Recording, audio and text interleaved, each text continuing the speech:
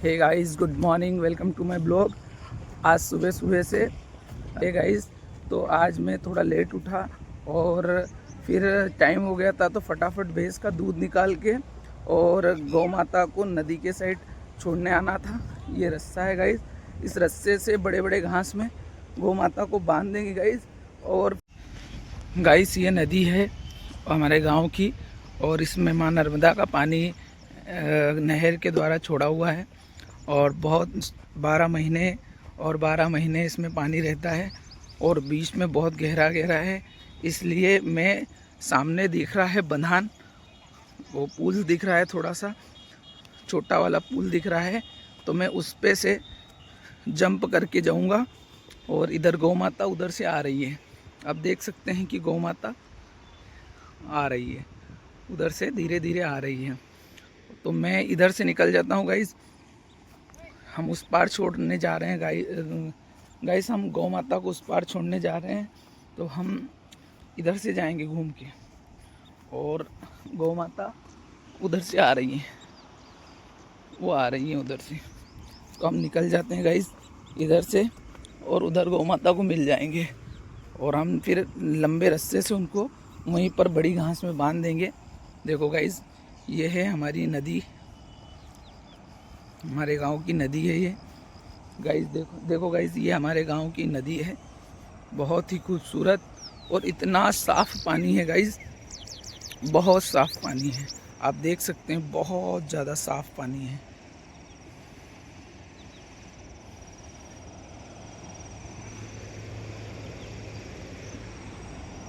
और फिर हम घर के लिए निकलेंगे तो बीच में हमारे यहाँ नदी है गाइस, तो वो नदी को गौ माता पार कर रही है, गौ माता पार कर रही है।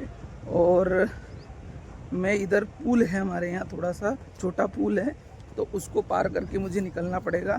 तो मैं पुल की तरफ निकल रहा हूँ और धीरे धीरे पुल तक जाऊँगा और फिर पुल पे से हम गाइस धीरे धीरे पुल तक जाएंगे गाइस और पुल पे से जंप करके हम निकलेंगे। तो गाइस उधर से गौ माता जब तक आ जाएगी, फिर गौ माता आ जाएगी तो हम इधर नदी पे से गौ माता आ जाएगी गाइस। और गाइस पहाड़ हैं और धीरे धीरे गाइस इधर से निकलने में इधर से गाइस निकलने में थोड़ी रिस्क है, छोटे छोटे पहाड़ हैं तो उसमें से पैर फिसलने का डर रहता है गाइस, लेकिन मैं धीरे धीरे निकल जाता हूँ क्योंकि मुझे रोज़ निकलना है, तो मुझे पता है कि किधर से निकलना है। तो गाइस आ गए गाइस, हम आ गए हैं पुल पे और ये गाइस देख सकते हैं बहुत ही अच्छा साफ़ पानी है हमारे गांव की नदी का, आप गाइस देख सकते हैं साफ़ पानी है हमारी नदी का, हमारे गांव साफ़ पानी हमारे गांव की नदी का बहुत ज़्यादा साफ़ है। और ये झरना है और ये इसको हम बंधान बोलते हैं, हमारी भाषा में बंधान बोलते हैं, आप गाइस क्या बोलते हैं कमेंट्स करके ज़रूर बताना, लेकिन हम तो इसको बंधान बोलते हैं। और इससे जंप करते हुए मैं निकलूँगा, थोड़ा सा चढ़ जाते हैं गाइस, उधर से गौ माता आ रही है जब तक गाइस, वो बहुत कठिन है गाइस इधर से जंप करना, बताता हूँ मैं आपको। ये है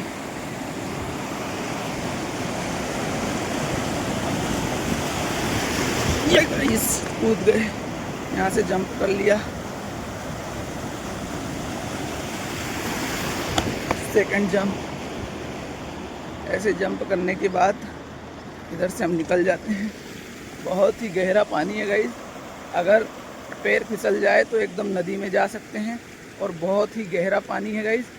और गौ माता हमारी उधर से आ गई है नदी क्रॉस करके और हमको इधर से निकलना पड़ता है गाइस, क्योंकि पानी उधर बहुत ज़्यादा है और हमारी गौ माता तैरना आता है उसको, हमारी गौ माता को तैरना आता है इसलिए, और हमें तैरना नहीं आता है उतना, तो हम इस नदी के पुल पे से जंप करते करते आ जाते हैं गाइस।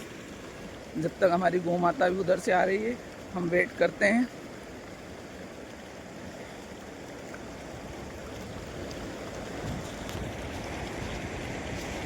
वेट करते हैं गाइस जब तक वो चारा खाने लग गई है, हम रुक जाते हैं। बहुत ही शांति लगती है गाइस, और झरने की ऐसी आवाज़ आती है, बहुत ही सुकून मिलता है यहाँ पर। मैं तो अक्सर आ जाता हूँ, जब भी गाय को छोड़ने आता हूँ ना, तो रोज़ 10-15 मिनट बैठता हूँ, और बहुत अच्छी आवाज़ मेरे को लगती है। नदी की कलकल अच्छी लगती है, और यहाँ से जो पानी बह रहा है इसकी आवाज़ मुझे बहुत ही अच्छी लगती है। और पेड़ पौधे और आयुर्वेदिक पौधे भी हैं बहुत सारे, और एकदम नदी का साफ़ पानी, और मछलियाँ, उसमें मछलियाँ मैं आटा ले आता हूँ गाइस, और थोड़ा थोड़ा डालता हूँ इनको, बहुत सारी मछलियाँ आ जाती है गाइस।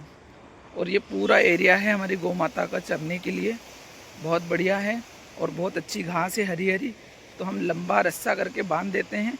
गौ माता 12 बजे तक अपना पेट भर लेती हैं, और फिर 12 बजे बाद हम घर ले जाते हैं।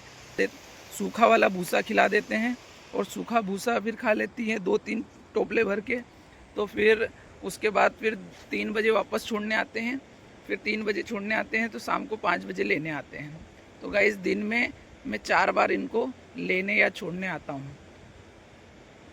जब मैं नहीं रहता हूँ, मैं कहीं क्लिनिक चला जाता हूँ या कहीं चला जाता हूँ, तो पिताजी हमारे लेने आते हैं, या फिर पिताजी लेने आते हैं, या फिर मैं आता हूँ, 2 में से कोई भी आते हैं। क्योंकि घर में और दूसरा कोई तो आ ही नहीं सकता, क्योंकि नदी पार करना पड़ता है।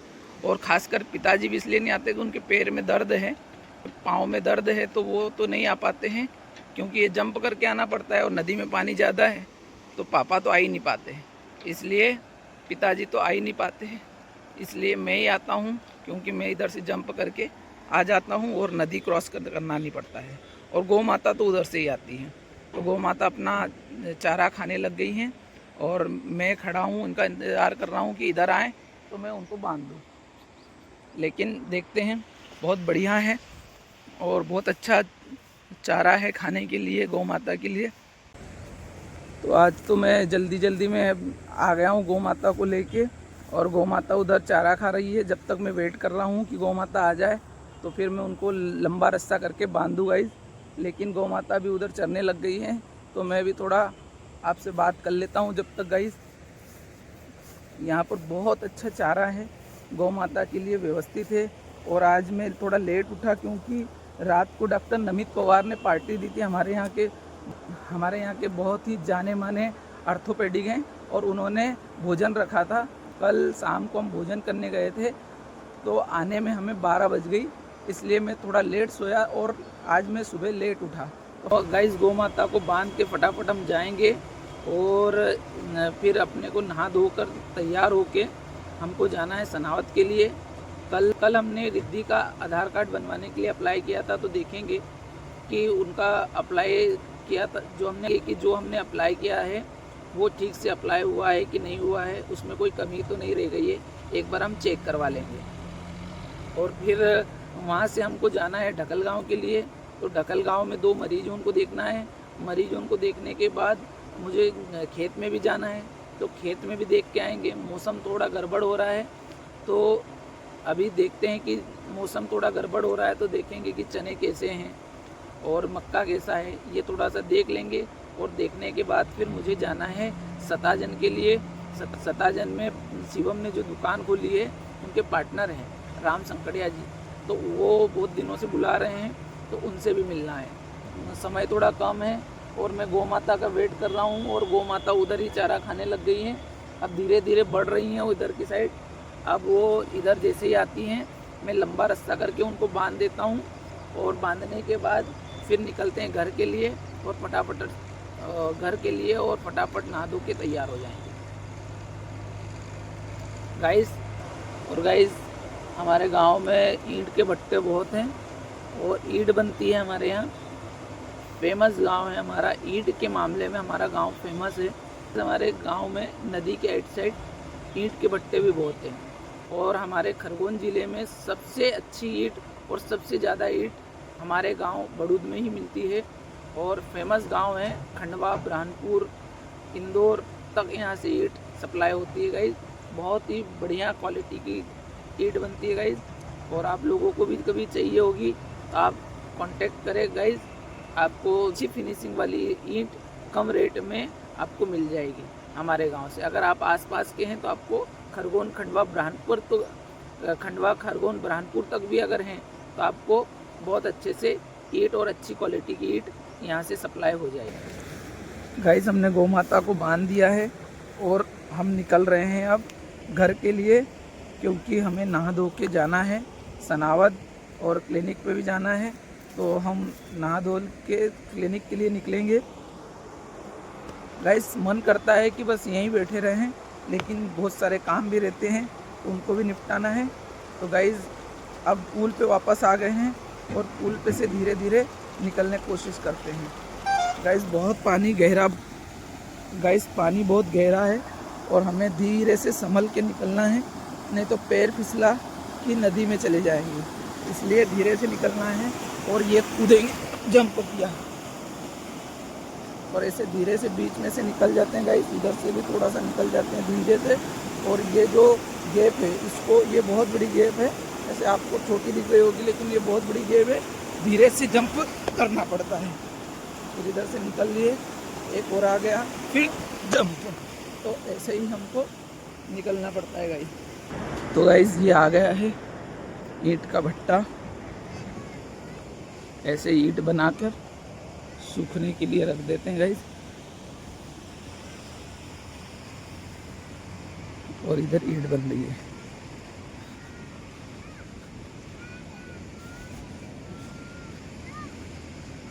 ये सब ईंट को अबड़ दी है, क्योंकि पानी का माहौल था ना, ऐसे ईंट की भट्टा लगा दिया है।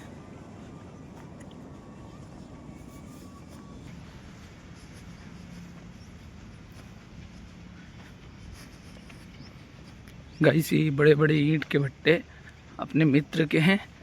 और ऐसे ईंट कैसे बनती है गाइस, मैं बताता हूँ आपको कि ईंट कैसे बनती है। इधर बनती हुई होगी तो दिखाता हूँ मैं आपको कि ईंट कैसे बनती है।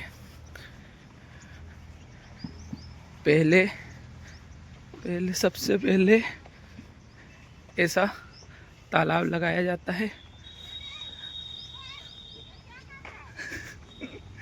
तालाब लगाते हैं ऐसे, और फिर इसको गलाते हैं। गलाने के बाद फिर ये ट्रैक्टर से ऐसा रोटावेटर करते हैं। ये रोटावेटर है, ये रोटावेटर करते हैं गाइस। रोटावेटर करने के बाद फिर वो गारा बन जाता है पूरा। तो गारा बनने के बाद फिर ऐसे कर लेते हैं और फिर ऐसा चिकना कर देते हैं गारे को, और फिर ये ऐसे बनाते हैं।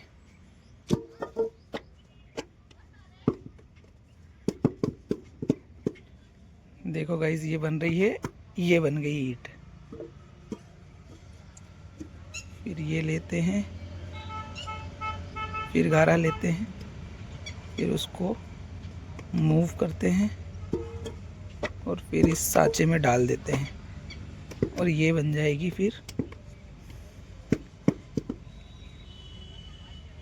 ईंट। एक दिन में कितनी बना देते हैं? 3,000 और क्या 1000 देते हैं? 750 रुपये पर 1000 देते हैं गाइस। और ये बना देते हैं 3, 7 से 21, 2250, 2350 का काम होता है, जिसमें फैमिली उनकी पूरी है, 7-8 लोग हैं।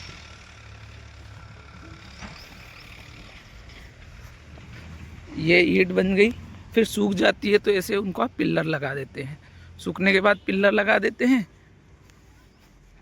सूखने के बाद पिल्लर लगाने के बाद, और जब ईंट सूख जाती है तो फिर ऐसे भट्टे लगाते हैं।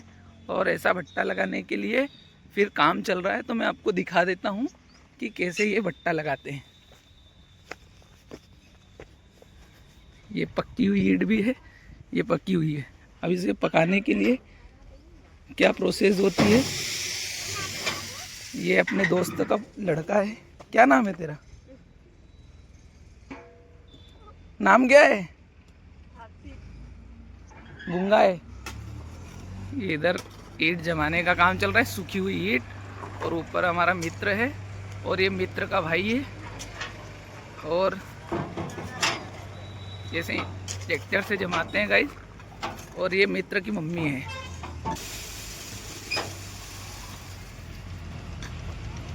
बैठ के मैं तो देखूंगा गाइस, फ्री रहता हूँ तो मैं भी आ जाता हूँ भट्टे पे देखने के लिए। काम वाम नहीं करने लगता, देखने के लिए आ जाता हूँ।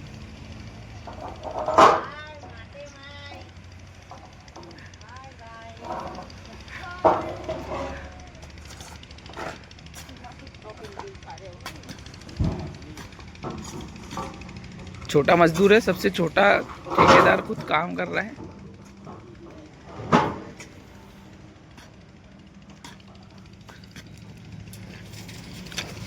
और फिर ये प्रोसेस हो जाती है, एक प्रोसेस हो जाती है। कोई ज्ञान दे रहा है। ये प्रोसेस होने के बाद फिर इसको पक्की ईंट से ऐसा ढक देते हैं, इसमें राखड़ डाल देते हैं। इसका अभी पानी था तो इसलिए पानी आने जैसा था तो ये उसको ढक दिया था। ये कोयला है, कोयला भी उसमें जितनी ज़रूरत होती है उस हिसाब से वो कोयला ऐड करते रहते हैं उसमें ईंट में, और फिर ऐसे पक जाती है। तो गाइस फिर मिलते हैं अगले ब्लॉग में। ऐसे ही ब्लॉग्स के लिए आप हमारे चैनल को सब्सक्राइब कर लें और बेल आइकन भी दबा दें ताकि आने वाले ब्लॉग्स आप तक ज़रूर पहुंच जाएं।